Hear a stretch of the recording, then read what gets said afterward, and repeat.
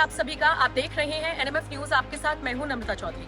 24 नवंबर को संभल में जिस तरीके से विवाद हुआ था, हिंसा हुई थी, उसकी तस्वीरें आपके जहन में अभी भी रची बसी हुई होंगी। आपको याद होगा किस तरीके से उपद्रवियों ने उत्पात मचाया था और पुलिस कर्मियों पर पत्थरबाजी की थी। जवाबी कार्रवाई करते हुए पुलिस कर्मियों को भी पिस्टल ताननी पड़ी थी। वो तस्वीरें, वो वीडियोस आप सबने देखी होंगी। लेकिन उसके बाद से ही संभल के हालातों पर पुलिस प्रशासन ने पूरी तरीके से नियंत्रण कर रखा है। लेकिन ऐसे में ओवैसी ने एक दावा किया है, और अगर ये दावा वाकई में सच है तो फिर इसको लेकर भी राजनीतिक प्रतिक्रियाएं आनी अब शुरू हो जाएंगी। ओवैसी दावा क्या करते हैं ये आपको सुनना चाहिए। ओवैसी कहते हैं कि संभल में अब ऐसे हालात हो गए हैं कि वहां से लोग भाग रहे हैं, वहां से लोग पलायन कर रहे हैं, और ये जो पलायन शब्द का वो इस्तेमाल कर रही हैं या फिर ये बताने की कोशिश कर रही हैं कि लोग डरे हुए हैं, आप समझ सकते हैं वो ये शब्द किसके लिए इस्तेमाल कर रहे होंगे।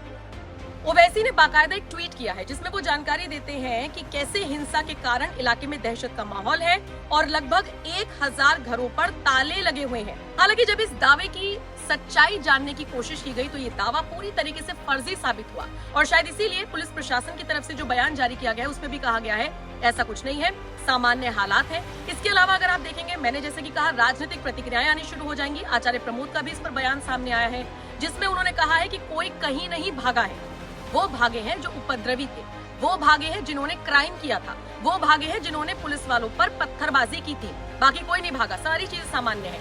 इसके अलावा जो रिपोर्टर्स ग्राउंड जीरो पर जा रही हैं, वो अपनी रिपोर्ट जब पेश कर रही हैं तो बता रही हैं कि कोई कहीं नहीं भागा है, कोई ताले नहीं लगे हुए हैं। यानी संभल के नाम पर एक बार फिर से विवाद खड़ा करने की कोशिश करते हुए नजर आ रहे हैं असदुद्दीन ओवैसी।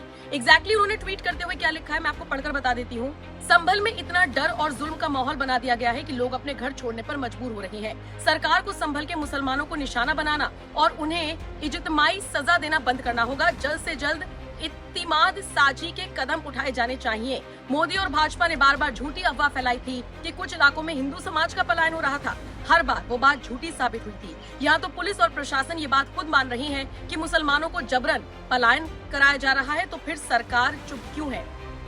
एक तरफ ओवैसी दावा कर रही है कि मुसलमान पलायन कर रही हैं, 1000 घरों पर ताले लग गए हैं, जबकि दूसरी तरफ के बिश्नोई ने साफ कह दिया है कि ऐसी कोई भी स्थिति संभल में नहीं। यानी जो दावे ओवैसी की तरफ से किए जा रहे हैं वो पूरी तरीके से झूठ है। बाकी बात करें अगर संभल की, तो यहाँ पर स्थिति पूरी तरीके से नियंत्रण में है, सारी चीजें काबू कर ली गई हैं, और अब तो संभल को तीर्थ स्थली बनाने के लिए भी योगी सरकार काम कर रही है।